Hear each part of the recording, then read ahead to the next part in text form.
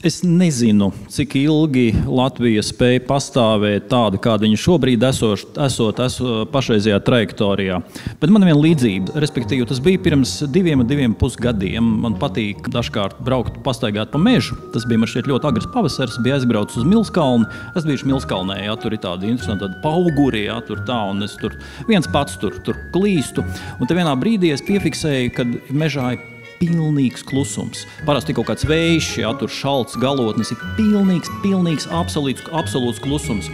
Un tajā brīdī es jūtu, ka tāds mazs lietus, tāda maza migliņa kaut kur tāda sāk kaut kur tecēt no debesīm. Un pēkšņi man 20 metrus uz to pusi milzīgs brīkšķis, es tur gandrīz nomiru no šausmām. Nogāžās koks. Tas bija tāds bērzu stumbenis, zinu, ka viņš sen ir nomiris, jā, viņi tur dažkārt ļoti ilgi stāv, bet viņš bija ļoti sen nomiris. Jo tas, kā viņš nokrita, bija tā, ka viņš vienkārši putekļos sabīrza.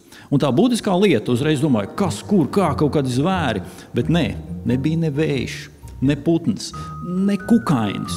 Un es domāju, kas viņu varēja nogāzt, vai tiešām tur kaut kādas manas soļu mikrosvārstības ejot pa sūnām, vai tas lietus, kas nemaz nebija lietus. Bet tā atbilde tāda, ka, ja nav ārējās ietekmes, jā, tad mirušas un sapūšas lietas var stāvēt ļoti ilgi. Tikai viņas turpina trunēt, un tad, protams, tas spēka plecs ir vajadzīgs vien mazāks, jā.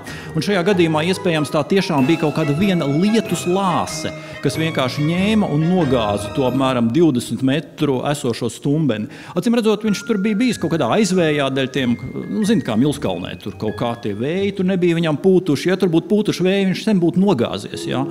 Lūk, tā kā jā, mēs varam stāvēt ļoti ilgi, bet mums ir ārējie faktori, un mēs redzām, mums jau ir kari, un es nedomāju, ka mēs ilgi būsim aizvējā.